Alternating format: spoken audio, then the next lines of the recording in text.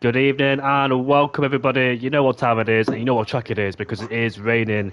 My name is Indigo. We are back for Division 1 for the Belgian Grand Prix for round number 5. My name is Indigo, I've already said, and alongside me tonight is Owen Manso. How are you doing, mate? You alright? Yeah, all good, mate. Good to be back as always. I nearly missed tonight, but thankfully I got here just in time, literally 3 minutes to spare. So good to be back. And like you said, Jamie, another wet session. Well, wet live stream. Let's see. I think we've had it in all four divisions. Maybe not Division 3. I haven't really been following it that much this season, but yeah, it's definitely the race for a wet setup. As Tiger Bucher says, he doesn't know if it's the inters or wet conditions, but I don't know, mate. You have to try. You have to go out there and find out for yourself. That's the best thing about motorsport in the wet conditions. You just don't know, but we'll see what people have got out for. It is the wet compound tyres, but in the qualifying session yesterday, people on the soft compound tyres on a damp track with the rain pouring in. So that was very confusing indeed. But it did get dry towards the end of the session. Here, it looks like it is wet slash it's been a compound tyres used on this circuit then. Around here, 7 kilometres. So let's see who's got the bravery and confidence to go for it immediately on their first opening laps. But so far, I can see a Kick Sauber and an RB battling out for track Side by position. side. That's Nico, I think, going around the outside. The weird thing is, as well, it's saying that Nico is on the intermediate conditions, but on my screen he's actually on the wet compound tyres, so I don't really know what's going on there. I think it might be the same for your screen as well. No, for you it's saying the wet compound tyres, so for some reason for me, he's on the intermediates, so that's quite strange to be fair. Don't know what's happening there, but anyway, it's still like that, but as I can tell, he's on the wet compound tyres, so yeah, these guys will just be getting used to these conditions. Early on, obviously we're going to be looking at around about 2 minute lap time, as yeah, like I said, you said yesterday the soft compound tyres were apparently quicker than intermediate compound tyres. We were looking yesterday, they were about 6 seconds quicker apparently, so that's why everyone was on the soft compound tyres, but it did dry up literally right at the end, so that's when the most important time of the time to get your lap in is obviously right at the end. But yeah, these guys will just be getting used to the conditions as lap by lap these guys will probably be improving as well. So, Nico Rassenberg will be the first man to start a flying lap here in Belgium. This man took pole at the Austrian Grand Prix last time out, but finished second behind Jensen. Jensen, our championship leader, has had 3 wins in a row. Can he make it 4 here tonight in Belgium? He did score a podium last season in 3rd place as Harry Kane took a 10-second penalty after the Grand Prix, or before it, or during it, sorry, because he sped in the pit lane. Nico, though, sliding through turn 1, double locked up, but still made the corner as he powers his way now out of turn 1, heading up towards Eau Rouge and Radio. We make the steep climb. How brave is he? Just a slight lift off in these wet conditions. Nico, on his first attempt, is looking really confident so far, despite his being his first lap and not knowing the grip conditions properly, as this is usually a cycle lap. But not for Nico, he heads down towards the chicane now, coming through Le Combe, and I'm intrigued as well how he takes it, because you can see the back end of the car is always stepping out, always fighting against him, as he has to try and counteract as we make our way down towards Revenge now into 4th gear, just tiptoeing his way through the corner. This can be another tricky corner as well, especially with traction. Now we're coming towards No Name in this left-hander. Be careful on the outside there with the curves, because sometimes it can send you off the track. But now we head down towards Pill. We go, look at that, use the outside curve very nicely as well, taking a very wide approach at the outside of Pill. Now we're heading down towards the final chicane, where we saw, I think it was Owen Manso and 80 crash back in 1987. That was a big crash indeed. And now we're making our way out as we head through the right-hander campus, I believe it's called, into 4th gear, slow speed corner. Be very patient with the throttle. 24.7 there. High risk, high versus high reward as Nico touched the gravel on the exit of Stavolo there, but just got away with it. We've seen plenty of people make mistakes in Stavolo, but luckily for him, he got away with it and he could continue with his flying lap as he heads through Blanchimont, flat tire as well. Unbelievable in these wet conditions as we head down towards the 4-stop chicane. It's important to screw up all the speed as he has a massive snap. The rear is locking up badly on him as he makes his way out of the final corner. This lap time is going to be a 1:56 or 4:55.9 as Jean goes P2. Yeah, so a little bit quicker than I think it was the Division 4. I think they were in 2 minutes, so it's a little bit not as wet as what those guys had, but obviously it's still conditions for wet compound tyres. But as you can see, there's 4 people on intermediate compound tyres who've been on board with Jensen. He does 1 minute 58.1, so a clean, decent lap from him. But Kaname is actually going to be the first person to cross the line on these intermediate compound tyres. So let's see what he's going to do. But he's struggling for traction big time through the Bristol chicane, and he does a little bit better than Jensen. So just looking at that, it looks like it's going to be very equal lap time between the two, as Laser is the first person into the 2 minute marker, let's say.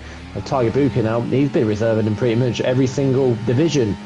He won in Division 3, reserved in Division 2, and now reserving tonight in Division 1 to see what he can do. He's got quite a lot of experience now, and now he's reserved in basically 3 divisions, and he does a 1 minute 58.1, so intermediates and wet compound tyres do seem to be equal at this stage. Amos Bobby and MDJ invalidated in the same place on the outside of Blanchimont, so unfortunately their lap time's been ruined.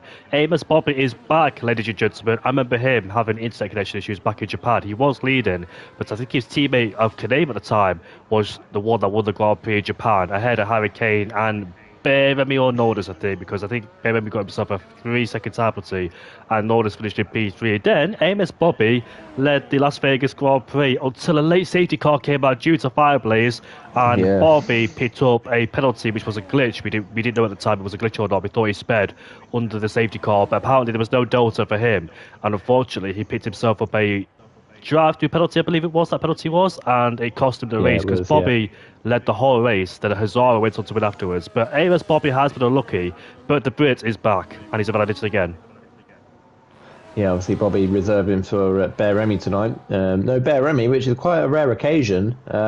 What we normally see in Bear-Remy and obviously Harry Kane basically competed in every single race last season. But like I said, no Bear-Remy tonight, and also no Nordis either. So Papa Agora, I think that's how you pronounce him, is reserving tonight as well. And obviously we've got Glock and Tiger Bucha is also in the house as well, also I think reserving tonight's race as well. So Laser, he's about to complete another lap, but it seems to be a little bit slower. Oh no, he's apparently 4.5 seconds quicker.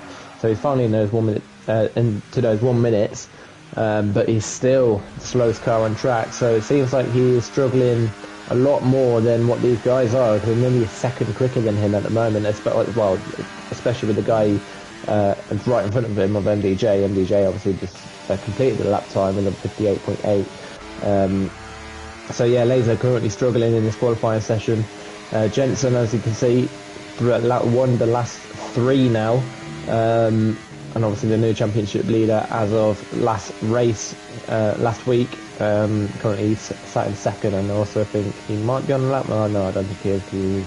His ERS is on 100%. So he's not. And then Harry Kane completed his first lap of the day as well with a 2 minute 0.3. So again, just getting used to the conditions at the moment. Rising star, the man from Saudi Arabia, the man in P2 in the championship, is now headed down towards Ravage. He was a 10th up, but he drifted into Ravage. We go, hooking the inside curve there as he makes his way out the corner. Into No Name we go. Let's see how he takes it. Downshift into third gear, get back to the throttle. Both Mercedes have been looking on fire this season ever since the first race of the season, exclude Mexico, because Jensen did pit from Inter, and it should have been an Inter to hard or medium at that time. But look at Rising Star complaining and fighting with the rear end of the car, so not happy with the balance of that car just yet as he makes his way now towards the final chicane. I do believe I said Owen Manso and not Nigel Manso, so yeah, apologies about that, but yeah, I was thinking about you, Owen. Well, it is a very similar name, and I've caught out with people saying apparently, I've caught out during my time when I was in secondary school. I actually told people that Nigel Mansell was actually my granddad. Obviously he's not. His name goes in 54.2, and obviously, like before I was Canadian put that past his lap in, a lot of people did actually believe it, and obviously he was at the F1 Live event last night, and he's actually grown a beard. I think that's the first time we've seen Nigel Mansell with a beard, so he looks quite good with the beard, to be fair. So yeah, no, like I said, Nigel Mansell, I wish he was my granddad. I don't think I'll be here if he was, but it's nice to kind of have the same last name as him, because a lot of people, especially in SFR, don't actually know my real name, and they just think I'm a fan of Nigel Mansell, but it's just because I've got the same name as him. That's all it is. Nice story there. As Amos Bobby comes towards the final corner, bear in mind, Kinane did that lap on intermediate, so it could be the intermediates now, which is the favourable tyre. as AMS Bobby stayed in P18, so actually hasn't got a lap time on the board. I didn't see him validate, but it did say a 154 something, so not quite sure. Yeah, he's P2 now, he's just coming to P2 with a 54.5 then. So the intermediate runners are first and second, and Nico Rassenberg is on the intermediates too. So it looks like it was heavy conditions as Nico almost dropped it out of turn 1, but keeps the car going once again. As we are halfway through qualifying we go, this is going to be very interesting. Will it get better and better, or will it just lighten up? I don't believe we'll see the dry compound tyres introduced into this qualifying session. So it'll be intermediates for the time being, as all these drivers have to deal with a tricky track. 7 kilometers long this track, as Nico is 2/10 up in the first sector, indicating the track is getting better despite his mistake done at turn number 1. Look at that, carrying the speed in 5th gear all the way through. Very nicely indeed, just balancing the throttle as he aggressively turns in towards reverse. We've seen that plenty of times from Nico. He's got a very aggressive turning style. He literally chucks the car in. What's happened to Laser? I just noticed that, to be fair, Laser's actually gone up to P5. He was obviously just struggling in the beginning, but he's now coming into the pits. But he's gone up to P5 on those wet compound tyres. But yeah, it definitely looks like the intermediates well, that's the compound to be on right now, is obviously the intermediate compound tyres. But it still looks like it's heavy rain. It doesn't look like it's gonna dry up any soon. I don't think those dry type compound tyres will come involved. But the benefit of that, if it is a dry race, these guys will have the benefit of having 3 brand new set of soft compound tyres, which might come in handy. We might see a lot more guys using soft compound tyres for the race. Who can manage these conditions in the wet, as this high pressure situation? Full concentration is required, especially in the first and middle sector, full of high speed, mid-speed corners, as Jarum comes towards now the final chicane, as he struggled yesterday at the Belgian Grand Prix. I felt like he had great pace, but something happened at the start of the Grand Prix. He just fell backwards and never got going since then. He did make his way through back to the field, but just got stuck in the 5th, 6th and 7th place, as Yarov is 2 seconds up in that middle sector. This is on course for a great lap time. The man who is currently in Division 2 so far, and he's currently P7 ahead of the 2-time champion of SFR, the defending champion of Hurricane in P8. We know that Hurricane isn't really strong at qualifying, as OWO Jalgun goes into P7, but that is on a set of wet compound tyres, so he needs to box and go on the inters. But the conditions are getting better as Jarlum negotiates the final 2 corners really nicely, back in the throttle once again as Jarlum goes pole. It's a 54.1, and the Division 2 driver is on pole, but Nico Rassenberg is 4/10 up, but once again as Fireblaze goes quickest with a 54.1. But Nico once again fights the car in that first set, so really struggling with the back end of the car. As I think Jensen has just just messed up on that turn 1 by the looks of it. So he's still got 5 minutes left of the session, so he's still got some time to do at least one more lap. But yeah, like you said, these guys on the wet compound tyres need to pit now, because it's not wet conditions anymore. I think the only person really is only Draugen, so Draugen needs to pit. And I don't think he'll have enough time to come out, come in, put the intermediates, come out and then do a lap. I think he's run out of time for Dragon.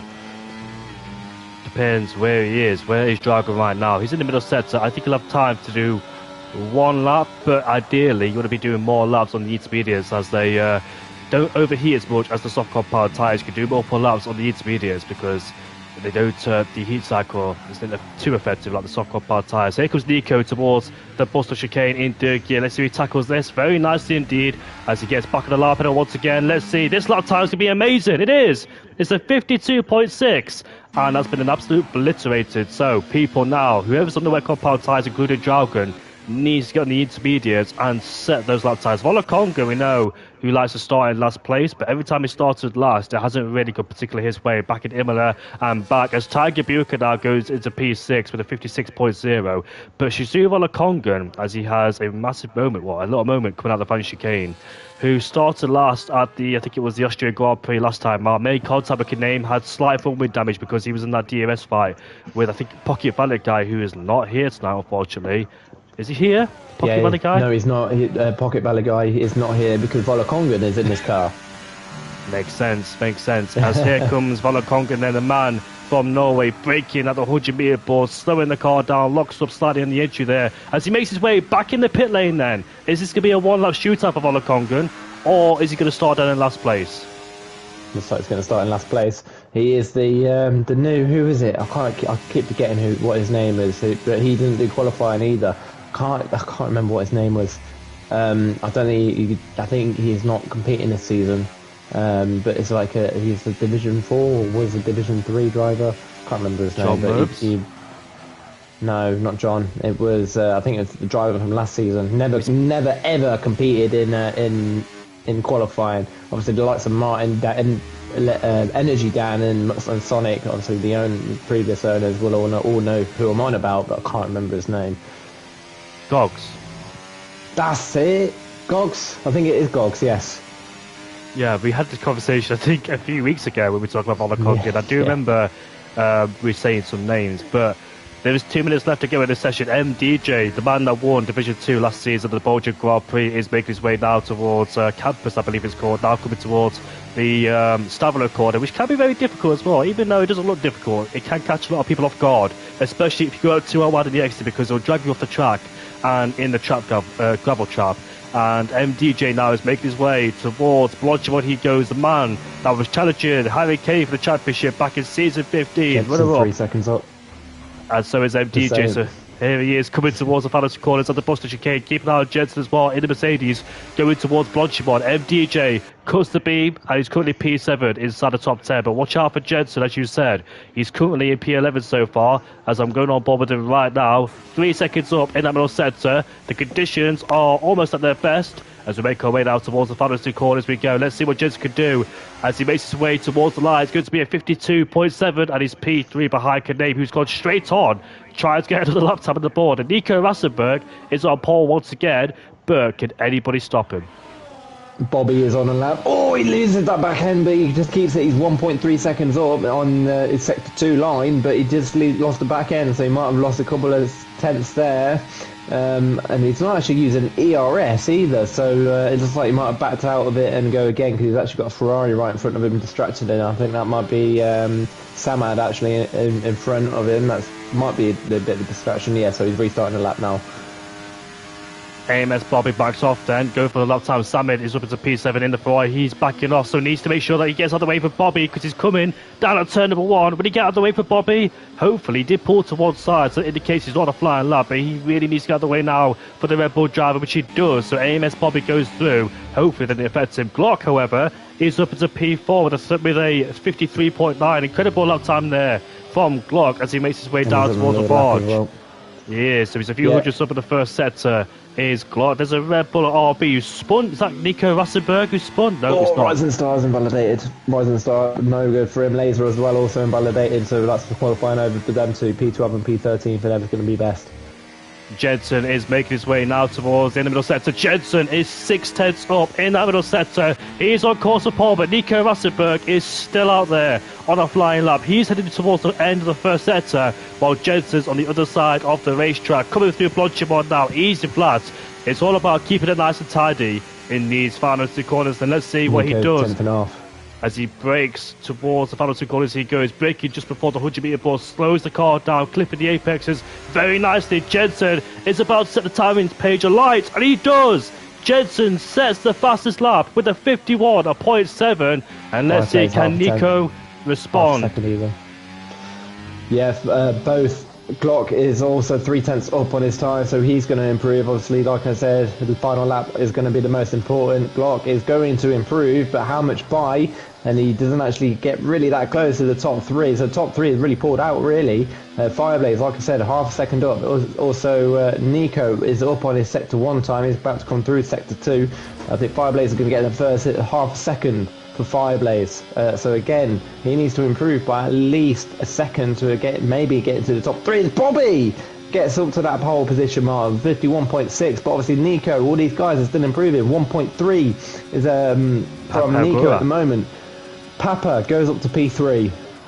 Here comes Fireblaze now towards the final 2 corners. He was playing with the track limits in turn 14. He touched the gravel, as you could hear it. As Fireblaze out of the final 2 corners. Let's see where the Ferrari driver could go. It's P3 with a 52.0. But here comes Nico. Nico is back on pole for the 2nd time in a row. It's a 50.9, and he completely obliterates the competition by 6 tenths of a second. AMS Bobby is P2. Nico's former team, AMS, I'm not quite sure what Team Nico is in now because he's been switching around. Like, Visa Catch-Up's changing names all the time. Jensen's in P3 with a 51.7. Great effort from Fireblaze. Papa Agura in P5 on his debut. Kinames in P6 ahead of Sweaty 8. Glock in P7. Glock in P8 ahead of Yoram, who set his best lap time on the wet compound tyres, so never got a run on the intermediates. In fact, he's still on the wet compound tyres, so I wonder why he didn't change, considering the experienced conditions like these yesterday. I was on board with Yoram, and he actually did improve on his lap time as well, so that was quite interesting to see that Yoram improved on the wet compound tyres. So Nico Rassenberg on pole ahead of AMS Bobby Lyons in P2, Jensen Randall in P3 ahead of Fireblaze, a name I don't prefer to say, if you know what I mean. Papa Aguro P5 ahead of Canadian, Sweaty F8 ahead of Glock, Yoram, Tiger Bucher, P10, great result for him. Sabit, Lagford, MDJ, Rise Star disappointed, Laser disappointed, Drake, Jalga 16th, Harry Kane is 17th. What a shocker so far in the opening rounds of this race, racing in P9, and Shazoo Volakongan starts 20th place once again. He's like Hazara. Yeah, so both the championship contenders from last season, both down there. Obviously, Laser and Validate final lap. Same with Rise and Star. For him coming through the field, and it is a dry race as well, so it's basically a mixed grid. Obviously, a lot of guys that would be normally up there in qualifying are out of position, so they're not in their similar territory. So yeah, it's going to be interesting to watch. Obviously, Yarham and both Tiger in that midfield pack. Obviously, they're not even Division 1 drivers. They're just reserving for tonight. So Yarham up there for Division 2 and Tiger Bucher, obviously, like I said, won in Division 3 on Monday. So yeah, obviously, dry race. I think that's the first one we've seen this season as well. This week, sorry. So yeah, like I said, I'm pretty sure we'll probably see some soft compound tyres involved because, like I said, they've got 3 brand new set of soft compound tyres, and you can actually use these tyres around this track as well. So be interesting to see what the strategy is like today.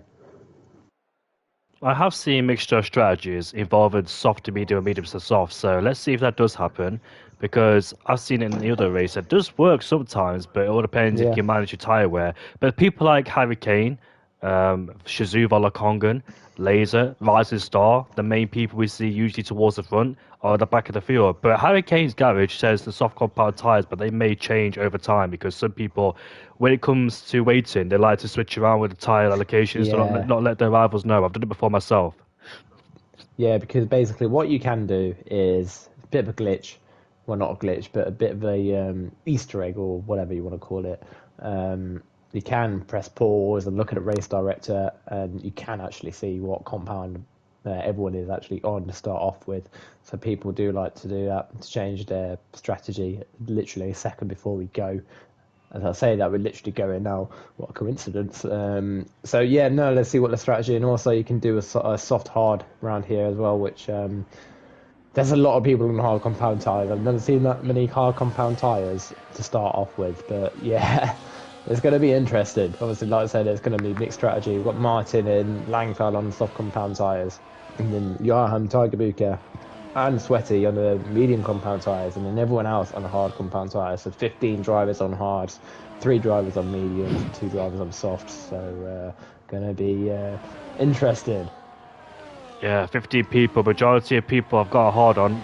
2 people have got softs, and the other people got the medium compound tyre. So we'll see what strategy is best towards the end. Will rain impact the circuit? We're about to find out. Can Nico Rassenberg get his first win of the season? Bobby Lyons makes a return after Las Vegas after being disconnected and being furious with that safety car decision, but hopefully has a good race here tonight as well. Nico Rassenberg and Bobby used to be in the same esports team, AMS, so I think those two know each other quite well, and we'll see how they perform tonight as well. I learned yesterday that I think it was, who was at the time, Mr. Joker and one of the RB boys. It wasn't Velocio Jr. It was I know who you're on about. Yusuf. They are both working together in Division 2 despite being in different teams, but we'll see that from Nico and Bobby because they're quite close together.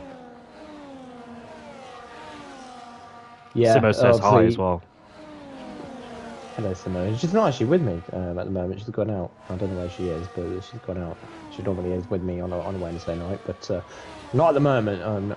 She'll be arriving at some point. I don't know. I actually know where she is at all. But yeah, we're about to get this race underway, and it's obviously one of the longest tracks on the calendar, as we all know.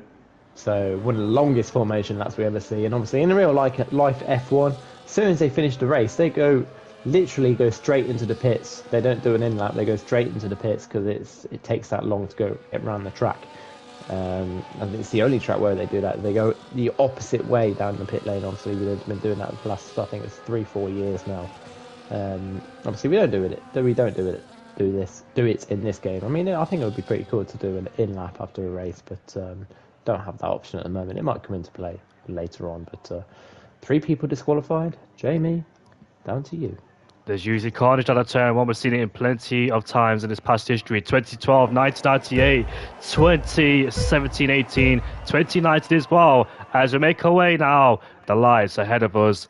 And we're underway for the Belgian Grand Prix for round 5 as AMS Bobby has massive wheel spin. Here comes Jensen now looking for a move. Down the inside, makes contact down in towards turn 1. Bobby and Nico side by side, but it looks like Nico gets a better exit than Bobby as he has to watch out for Jensen right behind. But here is Fireblaze going wheel to wheel. We saw that with Adams in the McLaren yesterday, and Mr. Joker wheel to wheel in the same team as well. McLaren and Ferrari both go wheel to wheel, but it looks like Sweaty has stayed ahead on those mini compound tires. But look at this, with AMS Bobby getting this issue, but Nico Rosberg pull out when he get headed towards the car.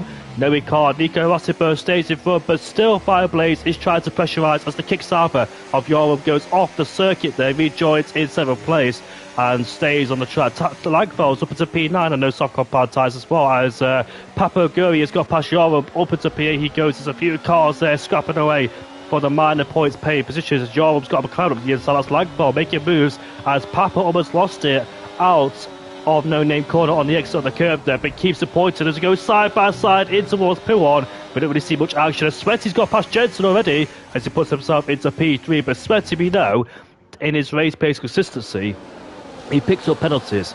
And a few people weren't happy last week at the Austrian Grand Prix because of his racecraft with the 6-second time penalty he had, fighting very aggressively. But he's fighting very aggressively right now. Let's just hope he doesn't pick up penalties because we know he's got some decent pace with his hands. As here comes AMS Bobby. Will he be forced into an overtake? Because Sweaty's right behind too. Sweaty might go around the outside in towards Blanchimont. He does. What an excellent move there. Might take Nico on as we make our way down towards the bus stop chicane. He goes, lays the brakes, locks up. As look at Bobby almost lost it. Going towards the chicane there, just drifted to the corner. Narrowly avoided Nico. But Sweaty leads the Grand Prix. What a fantastic start. As Knabe in P6 almost spun the car. Sweaty starts in P7. He's up into first in one lap. Wow. What an incredible start.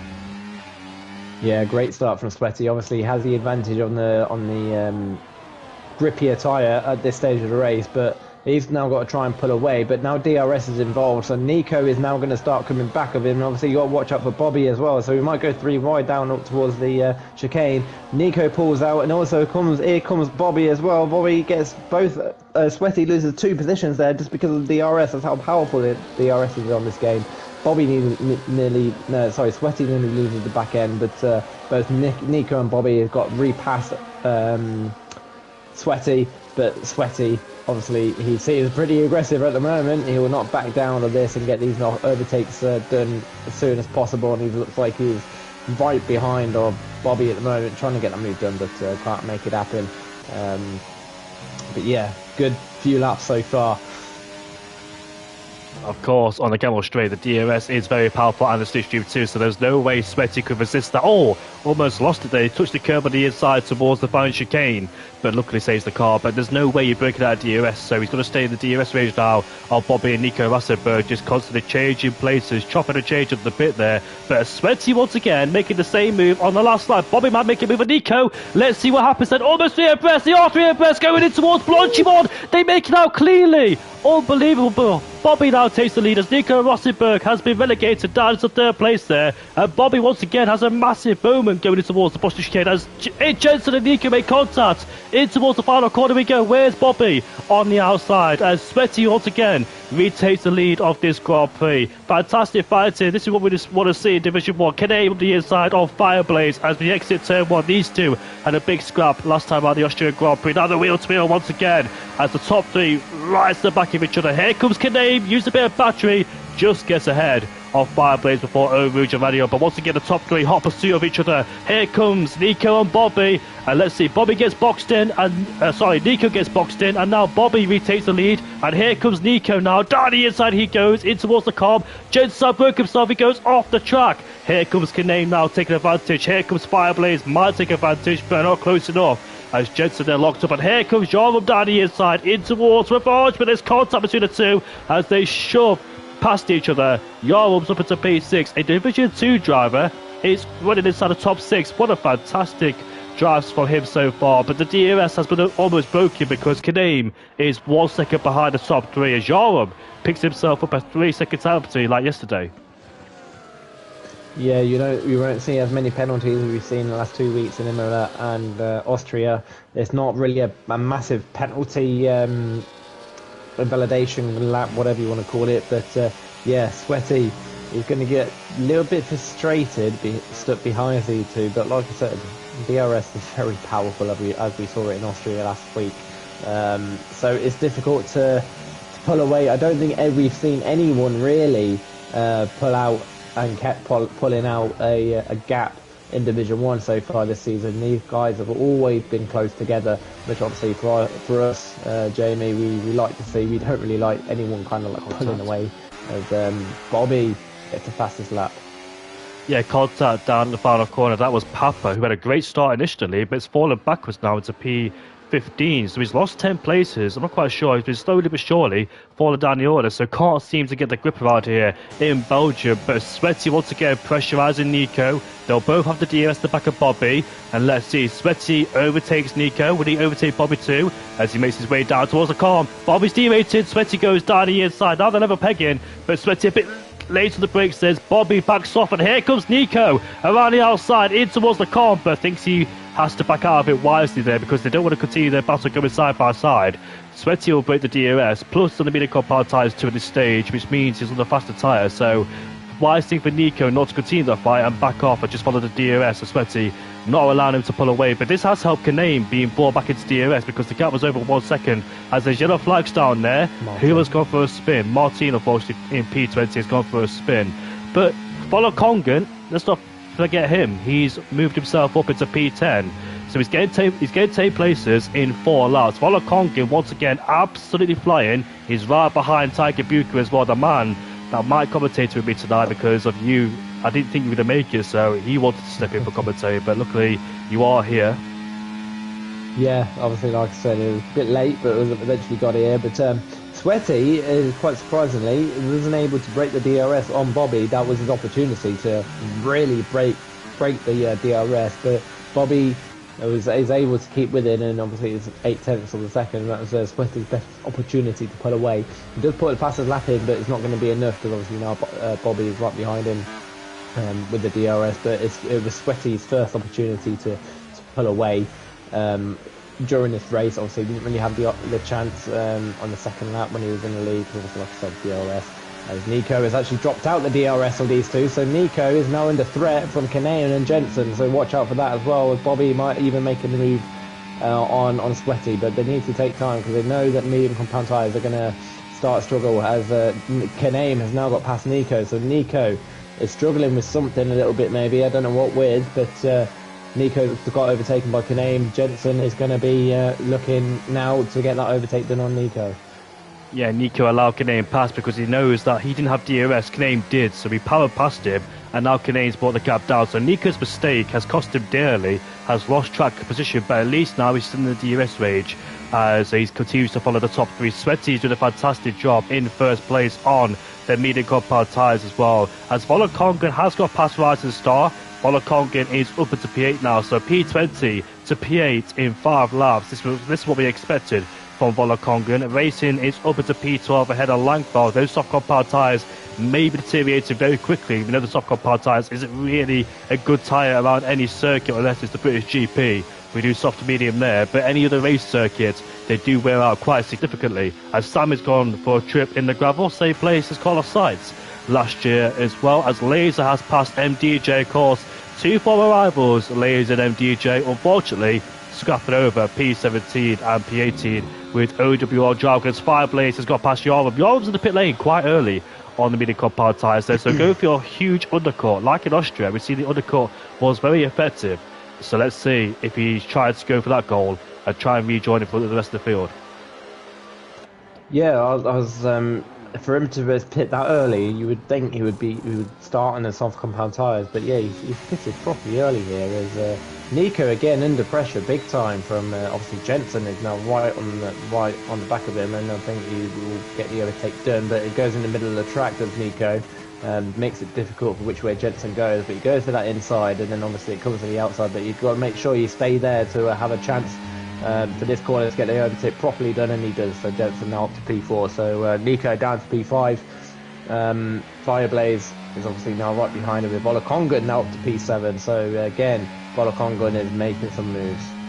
There's something wrong with Nico's driver style because the back end of the car keeps slipping out. The tail is too happy. Maybe he's running quite a low downforce setup as Nico. We've seen it qualify, but obviously that was the wet conditions, so it's expected. Knowing it to be a drive race, of course you run a low downforce setup. As Harry Kane has passed Rising Star, he's up into P8, so great recovery drive too from Matthias. He's gone from P17 to P8 as the Red Bull driver, following Volakongan, as Volakongan now has joined this train. This is the train for the lead of the Grand Prix. Harry Kane a bit too far back.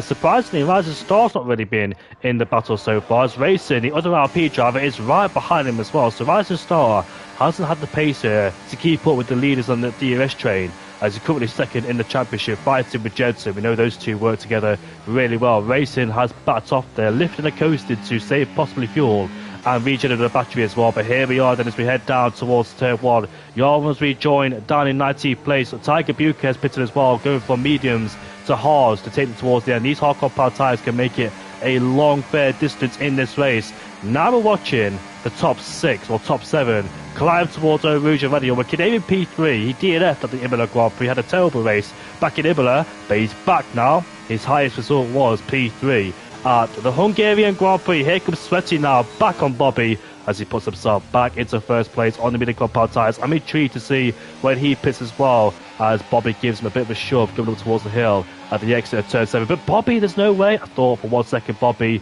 will try and go down the inside, making a very risky move, but he's in a very good spot of P2 to follow the DRS on the back of Sweaty. But Bobby, like in Japan when he disconnected, is lagging all over the place. So Bobby unfortunately needs to sort his internet out because he was lag spiking here and there. Yeah, that's one thing that is going to be on the disappointing side, is obviously a disconnection. Excuse me. But yeah, that's probably the main thing you need to get sorted, is obviously the connection. And obviously he's the only one that is all over the place. Obviously it seems okay at the moment. Just had another lag spike there, but yeah, that's one thing you need to get sorted. Obviously your connection to obviously have a good race. That's how to start off with a good race, is sorting that out. But he's all on the back of Sweaty now, putting Sweaty under pressure. He's going to try and go around the outside. Kanema's just come out of nowhere. Kanema's just come out of nowhere, gone in up the inside of both of them and gets up to the lead. So this is a thing I've noticed back in Austria and other races. As Sweaty puts his ERS into non, that means the guys have massive overspeed. Jensen talks about it in the Austrian Grand Prix, the podium interview. Sweaty's lost the race lead. He's down to P4, P3 now. Gets a much better exit, but he's trying to save battery in high-speed corners as all the guys bunched up. Yes, it's tactical, but at the same time, it can be quite dangerous because when you're harvesting the ERS into non, you essentially have no power. It's just the engine doing the having the power. So here we are then, as he here comes Jensen up as a P3, came out of nowhere as he puts himself into third place, but makes contact to the back of Bobby, but thankfully didn't take him out either, as Laser has got past Langfeld now, and now Glock has got past Langfeld as well. Those soft compound tyres are dying as Glock and Laser go side by side. Two drivers who were the same team at one point. Nico down the inside of Sweaty as well, going towards No Name around the outside. Can he make a mistake? There's a Ferrari who's gone for a spin at the exit of turn 7. That is Samid, unfortunately. And here's Nico versus Sweaty side by side. One of them is going to go off the track. There's a VSC that's been deployed as Nico makes contact with Sweaty there. I think the tempers need to be calmed down as the VSC has thankfully ended that battle, because I think that was going to go the wrong way, as the VSC has came out at the right time, I think. Yeah, I think if the VSC didn't come out at that exact point, I think Nico would probably came off worse there. But luckily, obviously, it slowed down. Obviously, you saw that Nico went off the track and wiggling all over the place, so he did lose the car as well. So he's got away with a spin, for Nico. But with the VSC, gives a massive opportunity, especially to Sweaty, to pit now and do an undercut, because he's going to be he's only going to lose about 15 seconds in the pits compared to a normal racing time. And both Jensen and Sweaty are both coming in. Obviously, the Ferrari behind him as well. The Fireblaze also coming in. But obviously with Sweaty, he can go into the hard compound tyres to the end.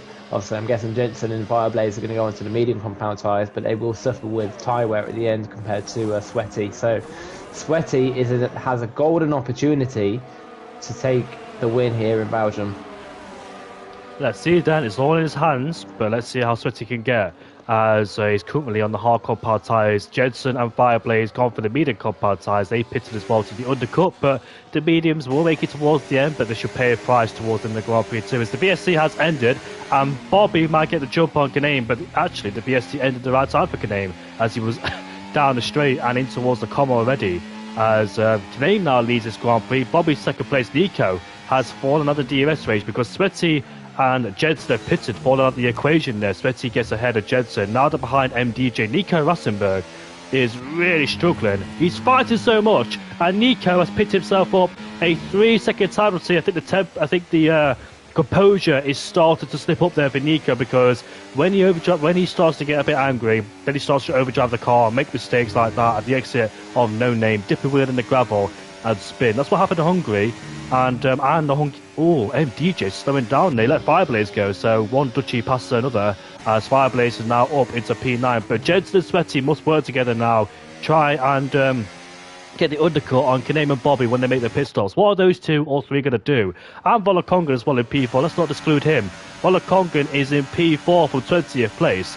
But what are the top four going to do? Will they pit this lap or stay out extra and go on the medium compound tyres and have a shorter stint in the mediums to try and catch up towards the end?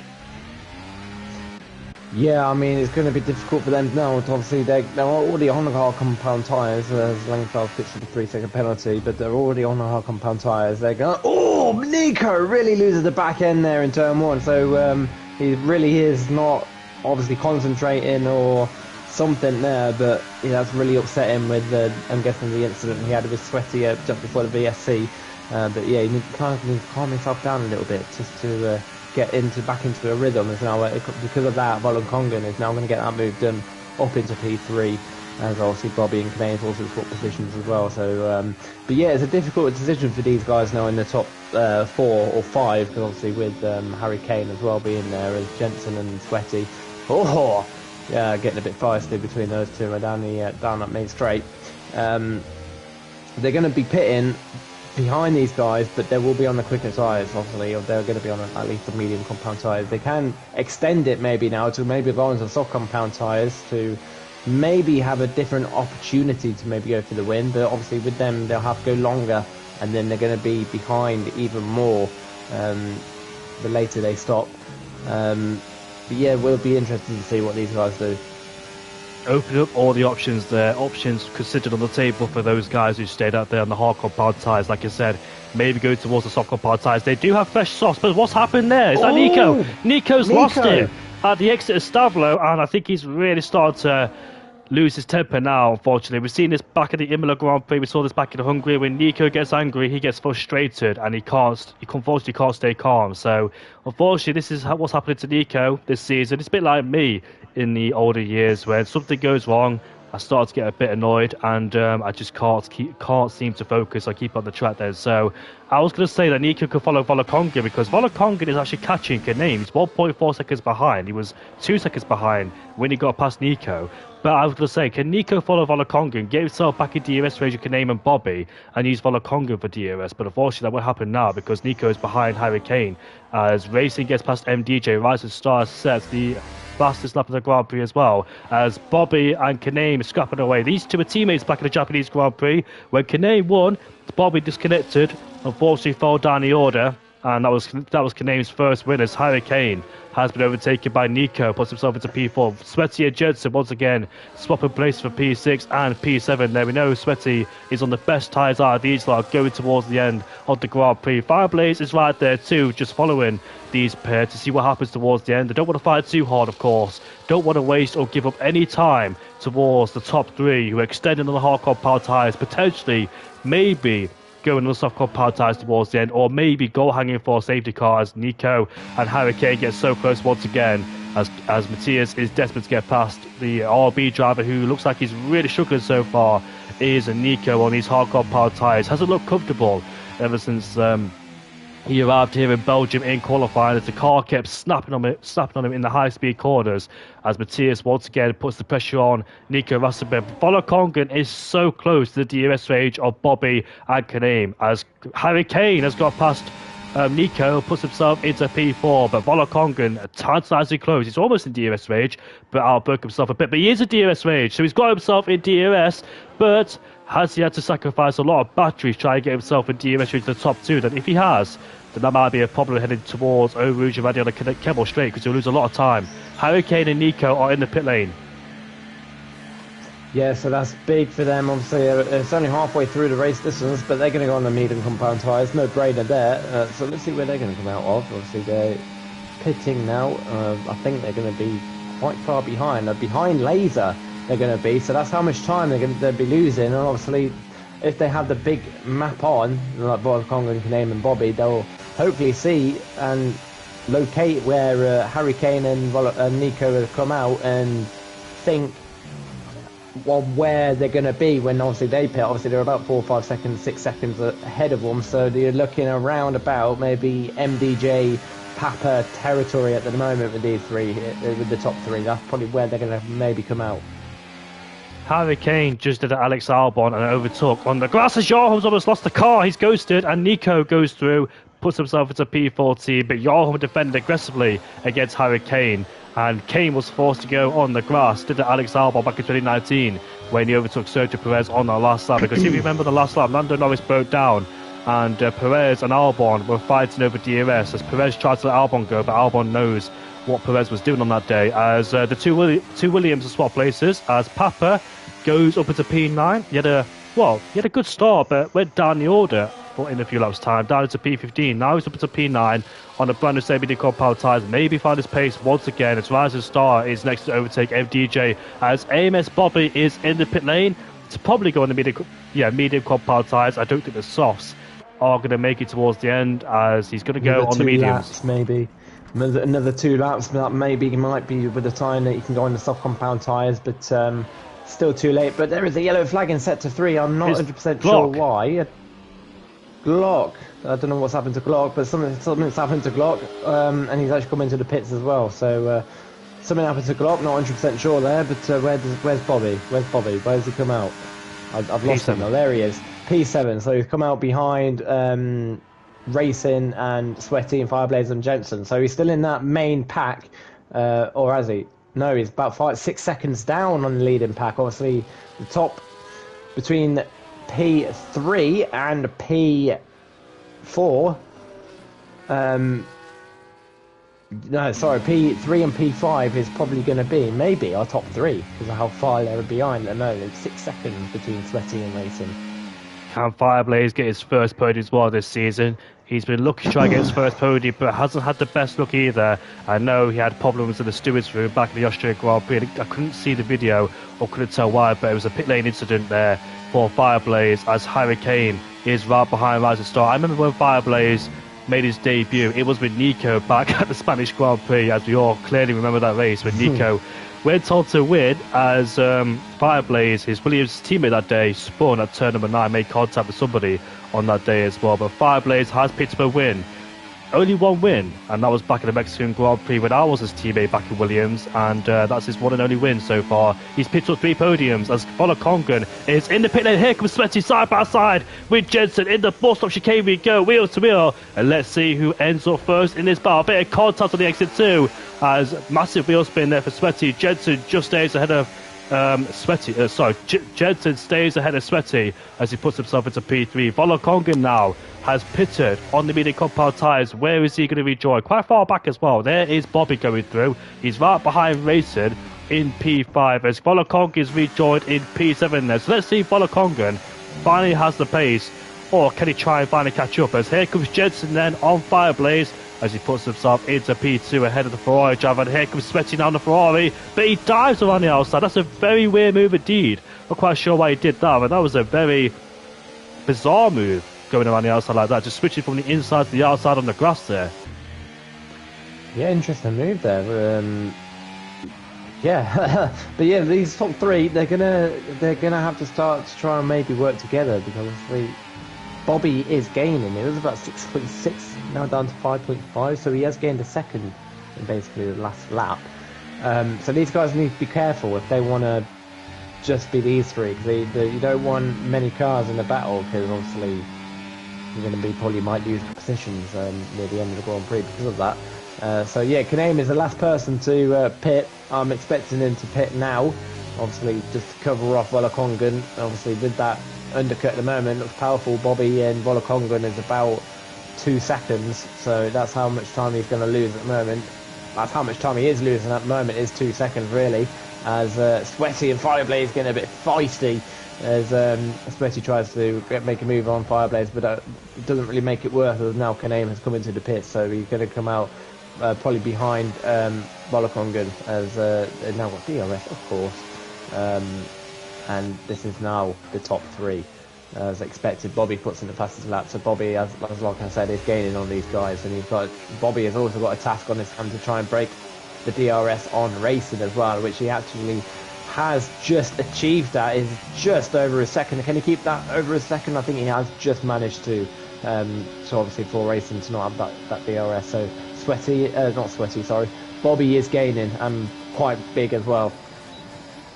Yeah, Fireblaze a bit hesitant going down towards turn 4. Wasn't really sure if going to make a move or not, as Hurricane and Nico swap places to get a P9 and P10, but this is a massive fight going on here for P8 with Papa in the middle of it, as Sweaty and Fireblaze side by side in towards the forest. So sorry to cut off that battle. I'm sure it would have been interesting, but Fireblaze just defends this. Sweaty is not really thinking with his head in terms of the long game, because the more he does this, the more he pressurizes and goes for overtakes in non-conventional overtaking places. He's going to allow Bobby to come closer, and Volokongan too. So I think Sweaty needs to stop this until the latter stage of this Grand Prix. I'm not quite sure why he's going for moves like this, especially when he knows that Bobby's on the way, potentially Volokongan too, in P4 and P6. So Sweaty keeps jeopardizing his chances by fighting cars in the corners, bringing other people closer, because Bobby's only 3 seconds away. He's pulled the gap down massively as AMS Bobby.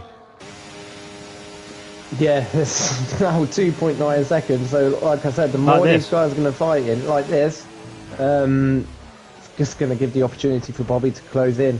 So Sweaty needs to think of the bigger game here, and think about the guys behind him, because like we said, Bobby is gaining massively as well. Obviously Sweaty's tyres will come on free, because they will be on the better tyre at that stage, but he just needs to keep calm. But it just seems like, as Nico has retired at the pit, so unfortunately for him, he just lost his concentration, and ever since then just couldn't get on with it. But yeah, Bobby, he's on a mission, because he has also what the hell, man? I don't know what exactly happened there, but maybe Fireblaze maybe made a late move on that, but yeah, now Bobby and Volokongan both got past Racing. Racing seems to be struggling a little bit. Obviously Racing's on those 7-lap tyres as well, so he's on the same amount of laps as what the top 3 are at the moment, and you can tell the difference between these tyres on the 2-3 lap old compound tyres compared to 7. So it's quite a big difference already. It's only like 5-lap difference, but it is quite a big difference, as you can see. Can Jensen in the lead get his 4th win in a row? He has got Fireblaze puts him down. And also Sveti, the aggressor, right behind too. Bobby the Hunter in P4, Volokongan, the man in PSG in F1 as well. So the top 5 will probably be close together in a few laps' time, and this would be an intense fight towards the end. Volokongan in 5th place has the youngest, freshest tyres out of them all. Can he utilise that to his advantage? Can Volokongan finally get his first podium of the season, because he's been off it due to contact with other people, as this Mercedes has gone for a spin at Stavel. That's right to start. Unfortunately for right to start, just like back at the Imola Grand Prix, hasn't gone his way at all, unfortunately. Hasn't had to face the chauffeur, unfortunately, for him in P11. We know he's quite strong, as Volokongan sets the fastest after the Grand Prix. Now Kaname has as well down in P7 behind his teammates, so I presume Mason will let his teammate go. So Kaname could chase after Volokongan potentially, and Bobby as well. But here we are now coming towards Eau Rouge already on the last lap. Sveti made contact with Fireblaze. Fireblaze did not move at all, as Fireblaze has overtaken Jensen for the lead of the Grand Prix, puts himself into 1st place. What about Sveti as well? Sveti stays behind for the time being as well. So Fireblaze now leads his Grand Prix ahead of Jensen, but Bobby's on his way. But how much can he bring that gap down? How many laps will Bobby have towards the end? Try and mount an overtake, but Bobby's got a problem, you know, and that problem is Volokongan. Volokongan is almost in DRS range of Bobby, so Bobby's hunts them down, and he's also under pressure from the guys behind, from Volokongan behind.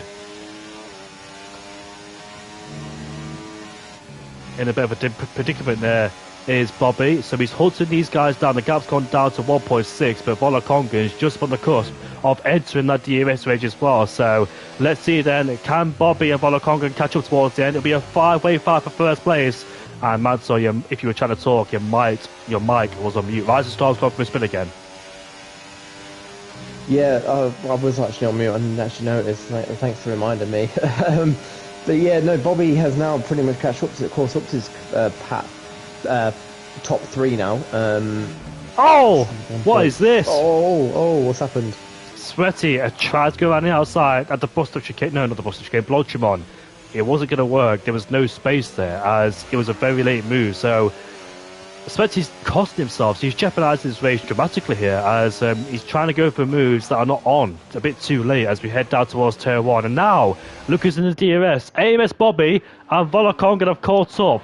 There is Bobby and Volokongan on the freshest tyres of P4, P5. This is going to be a fantastic race towards the end, but the top 5 are with Fireblaze in the lead, but not for much longer, because Jensen's on the attack, and so is Sveti. Fireblaze has no DRS. Here comes Jensen, and here comes Sveti. Rising Star has retired in the pit lane, and Sveti's about to go side by side with Jensen. Is there going to be any contact? It's so close there, in towards the calm. They remain wheel to wheel so far. Sveti on the hardcore power tyres muscles his way past, as he puts himself back into 1st place, and he's on the hardcore power tyres too, much better than those 2 medium runners behind. But Bobby and Volokongan have caught up. There is 4 laps left to go in this race, and the Hunters have caught up. Can they get their prey?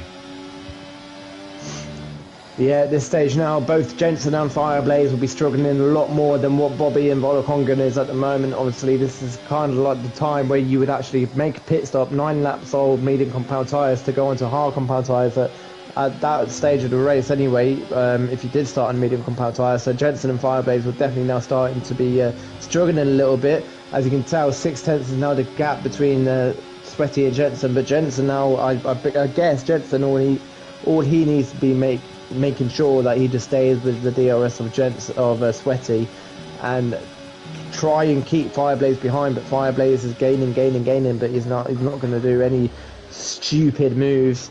So obviously then he's going to lose time, obviously, if he's going to make any stupid moves. But Bobby's getting a really good exit on Fireblaze. He's actually going to go side by side with Fireblaze, maybe round the outside. He has the grip to do that, to stay there. Fireblaze doesn't really leave him in space, but Bobby is able to get the move. But Volokongan's there as well, so Fireblaze lost 2 positions side by side between Bobby and Volokongan.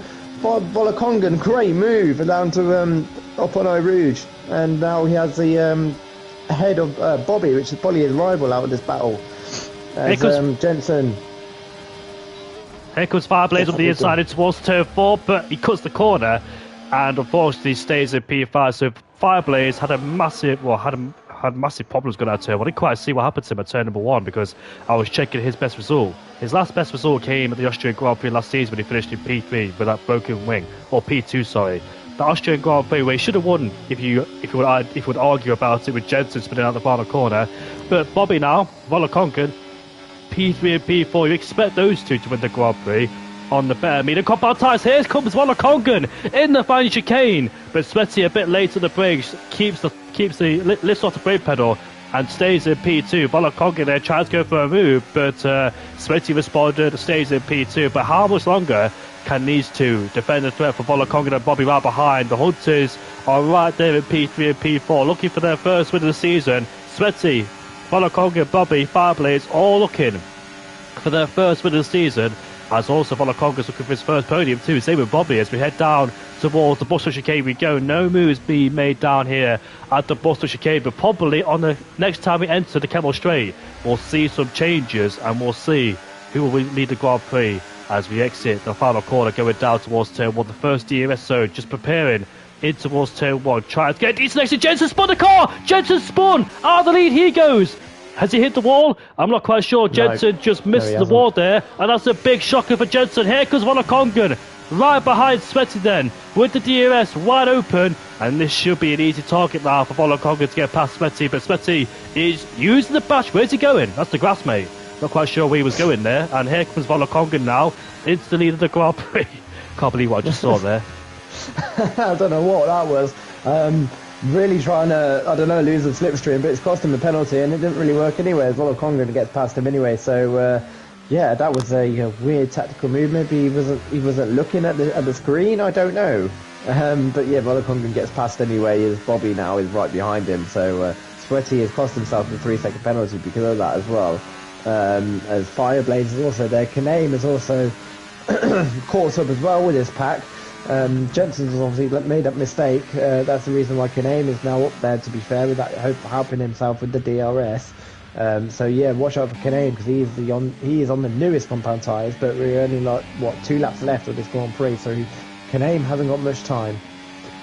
Yeah, he needs to get past Jensen immediately if he wants any chance of having an influence for the lead of the Grand Prix. But Volokongan is putting away. Kaname is up into P5 ahead of Jensen then. So Jensen, unfortunately for him, will not get his 4th win of the season. Bobby is looking to overtake Sweaty immediately. He wants to make sure he follows Volokongan. Down the inside he goes towards the Buster chicane as we make our way side by side of the corner as Bobby and Sweaty made slight contact, but Bobby's up into P2. But the problem is, Volokongan has pulled away. He has broken the DRS gap towards Bobby then, so that might be Bobby's chance to win the Grand Prix over. Volokongan, like Hazara in the Aston Martin last season, Hazara went from last to first in the Belgian Grand Prix. Volokongan's done the same here as well, last to first. I would love to see a race between Volokongan and Hazara if they were here, because once in ETA, the others in Jiu-Jitsu, and we know those two teams are very competitive indeed. But Bobby is using the badge to try and get himself back in DRS range, but I don't think he can, unfortunately for him. Fireblades may potentially get a podium, but he's got to watch out for Kaname right behind, because he's on much older compound tyres, half the age. So Fireblades might be under massive pressure from Kaname right towards the end. Fireblades will try and do everything he can to keep that LP driver at bay, as he knows there's a podium on the cars. But Volokongan finally is up into the podium paid positions, because back in Austria Imola and the races before, it hasn't gone particularly his way, been contact with other people or problems at the pit stops like it was in Austria as well when he had to change his way. But Bobby though is still pushing quite hard. The gap was in 1 second momentarily.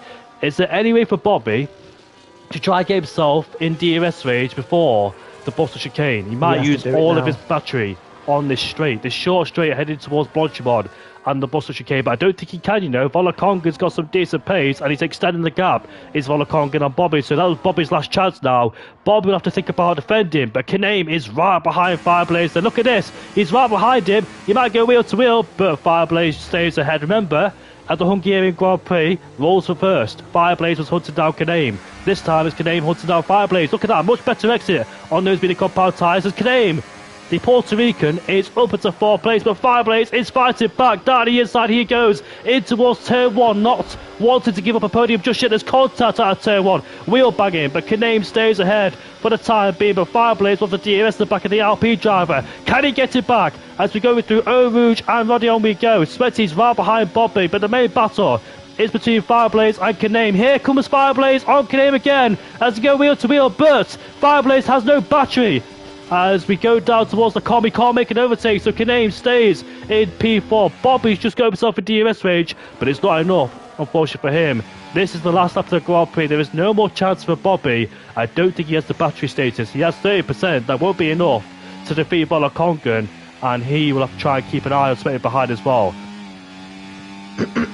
Yeah, that was important there for Kanane to stay ahead of Fireblaze, because obviously that was for a podium as well. Obviously, Sweaty with that penalty is going to promote Kanane and both Fireblaze up to that podium position. I don't think Jensen will make a position because I think he's a bit too far back. But yeah, that was important there from Kanane to get that move done, and good defending as well. Obviously, that DRS helped him defend off Fireblaze. So yeah, good attack and defend to get that podium for Kanane. Here's Volokongan, the man that started in last place for the last 3 races, and finally here at the Belgium Grand Prix has gone his way. He makes his way towards the final 2 corners. The man that's in PSG F1, Volokongan, steps up here in SFR to take his first victory in SFR. Fantastic race as Bobby's P2. Kaname is on the podium ahead of Fireblaze. Fireblaze, fantastic race from him. I know he'll be a bit frustrated not getting a podium here at the Belgian Grand Prix. Jensen has been denied here in Belgium. He won't get 4 wins in a row. That streak has been broken. Racing will finish in P7, but Matthias, what a dismal race for a defending champion. Once again, the 5th race in a row. Something hasn't gone right for Harry Kane, and luck hasn't been on his side in the last few races, but he should come back. Laser, P9 ahead of Papa Oguri, who's in P10. Draugen, P11 ahead of Clark. Lang for MDJ, and the DNFs are Martin, Rising Star, Tiger Bucher, Nico Rassenberg, Yarum, and Simon as well. But Jensen had a massive moment out of turn 1. What could it have been for him if he didn't spin out of turn 1? Just lost it all by himself. Didn't have the traction, unfortunately. But it's his Shizou teammate who wins, and it's Volokongan from starting in last place. Finally gets what he deserves. Does Volokongan.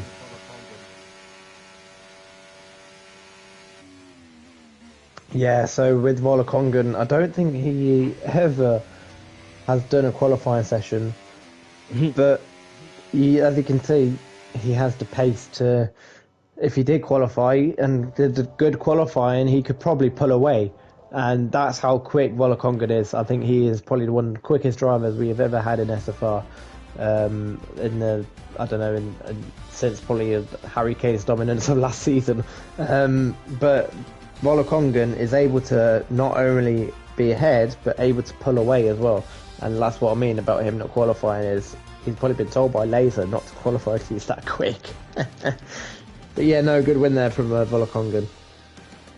Yeah, fantastic indeed, as I would love to see Hazara versus Volokongan. I think that'll be a mega fight between those two, because we know Hazara doesn't do qualifying either. He likes to go from last to first if he can. Last time he did that, when was it? Was it the Las Vegas Grand Prix when it was AMS Bobby who took the fall with his drive-through penalty on the Mercedes car? I think it was the last time that happened, but yeah, like you said, I would love to see obviously Hazara's race from last season and then obviously Volokongan's race from today. I wonder what their pace would have been like between them two, because like I said, they've now basically done a last to first in 2 seasons, so yeah, great race once again. Just seeing if I have the people in the podium interviews, then we can kickstart the podium interviews with Kaname finishing in P3. Volokongan. Yeah, I know how to spell his name.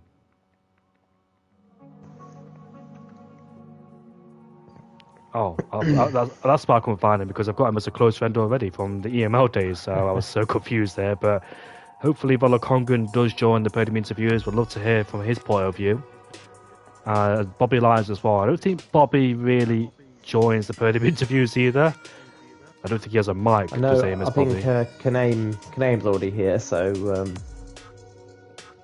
Yeah, we spoke to him at the Hungarian Grand Prix, didn't we, Kaname? And Kaname, welcome back to the podium, mate. It's your 2nd podium this season as well here in SFR. And I didn't think you'd be joining the scrap for the podiums, because you were quite far behind, but you extended your you elongated your first stint on the hard compound tyres, taking it for quite a long way.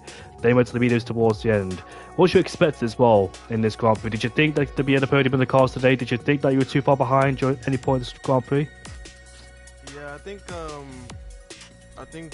P3 was like the most I could have gotten. I think when I saw the 3-second penalty, I was like, yeah, I think P3 was the most I can get. I think I pitted a little bit too late. I should have pitted like lap 13 around there. But overall, it was a good race though. It was very interesting because at VSC it completely changed the race, especially when everybody like I think Jensen, like some people like Jensen, they pitted like lap 8 for mediums, which is like really early. So I didn't want to do that. I just went very late, and it worked out in the end. I got a podium off of it, and yeah, it was pretty good, clean, and fun racing.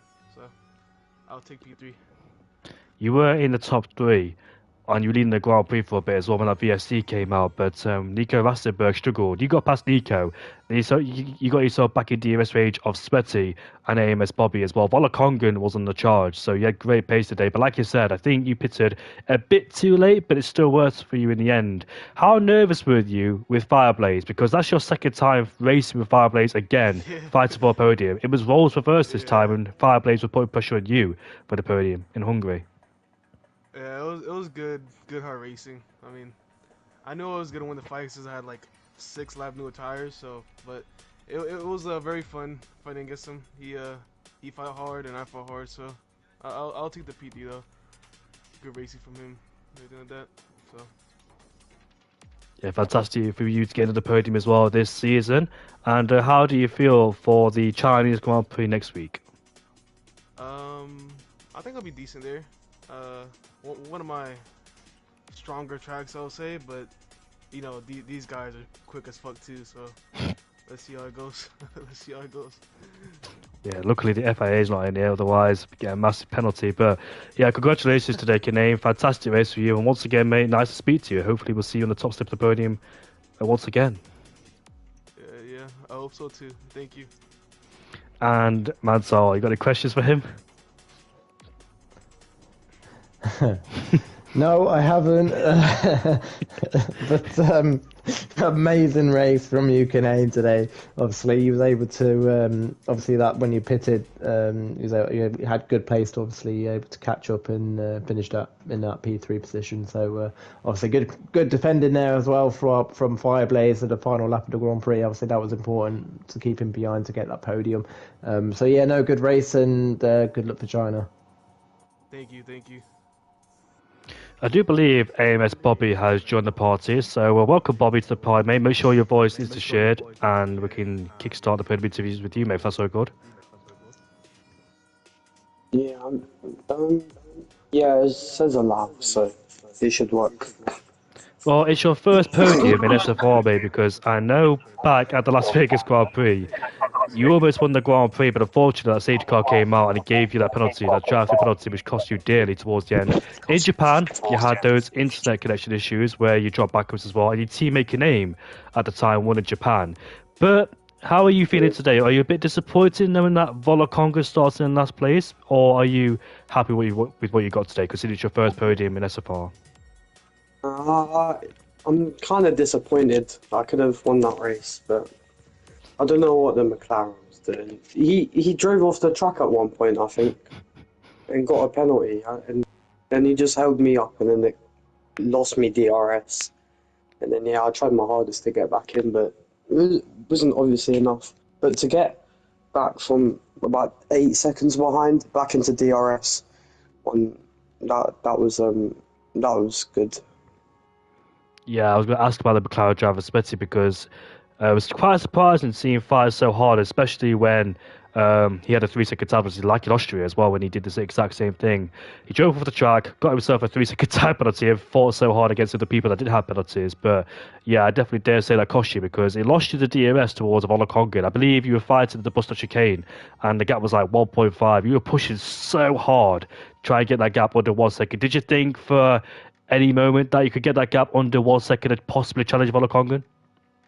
I thought maybe, but once it went over a second, I knew it was over. I didn't really have a chance of getting the race win. It's annoying, but It happens. Some people need to work on racecraft and everything. Yeah, I can dig that. I can agree with you on that one. I know it's been a disappointing one for you. I know you're frustrated because like you had the chance to win. It was all in your hands, but circumstances did happen. But at least you got your first podium of the season, mate. So that should be something happen. That's good.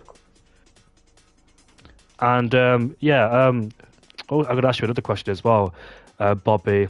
Yeah, it's your first podium, your first ever podium in SFR because I know last season you tried so hard, but unfortunately, the things like glitches and internet connection issues happen. Also had an internet connection issue here as well in Belgium, but it looks like it sorted itself out. So hopefully, Yeah, we have no more lag spikes.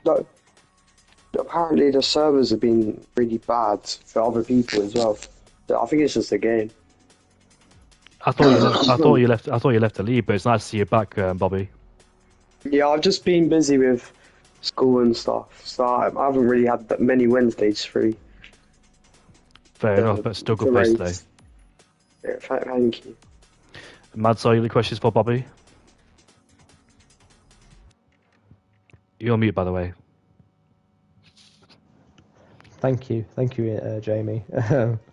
Thanks for that. No, I haven't. But well, actually, I've got one. I don't think we've asked you if you are with us next week. Obviously, I know that you're currently a reserve, but if you are with us next week, what are your aims for China?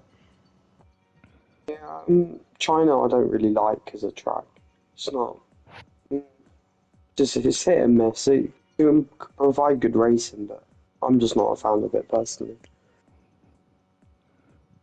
Fair enough. And then, yeah, no, like Jamie said, obviously you should be happy with that P2 finish. You had a really strong pace, obviously, like you said. The gap was about 6 seconds. So he was able to obviously close that gap up, but obviously with certain circumstances, you weren't able to catch up with Volakongan, which I can understand your frustration. But like I said, good pace, a good podium. And like I said, if you are there for China, then good luck for China. Thank you. You're welcome, mate. So we'll end it here then. So, Owen Madsoe, thank you so much for commentating. It's been an absolute pleasure. Another great race as well in round 5. Yeah, another good race, mate. It was intense all the way through. Probably not as intense as it was last week with that 4 wide moment in Austria, but obviously it's the DRS. There's not really many DRS zones as there was this week. But yeah, no, it's still a good race. Obviously, we still had people who pitted later on catching up. Like we saw last week, it's nice to see that as well, other people's pace like that. And again, I think it's China next week. China is more of a track where people don't really enjoy. Not my strongest one either. I hate the track. I can't bear it. But we'll see what happens next week anyway. But yeah, China is going to be a track where I'm going to say, where people are going to struggle. I'm going to say that now, especially that what corner is it? Where you go onto that long straight. Before that long straight, 30, sorry. That's it. Everyone hates that corner, just because it's difficult for traction. But yeah, again, I'll be back next week, and Jamie, as always. Been amazing commentating with you, and see you all next week in China. You're a legend, mate. You're an absolute legend. As Canadian has just left the party, but yeah, we'll head off there then, and we'll see you all, like Mansell said, back at the Chinese Grand Prix. Join Smithy and Oliver back for Div 3 and Div 4 for 7:30. Join me and Simo back for Div 2 at 7:30. Me and Emmy Mansell back for Div 1 at 7:30 on the SFR channel. But pre-season testing in Formula 1 should start next week as well, so we have some discussion to talk about that, even though they're not representative at times. There's always something to talk about, so be excited for that. But we'll see you all later. Have a good night and take care. Oop.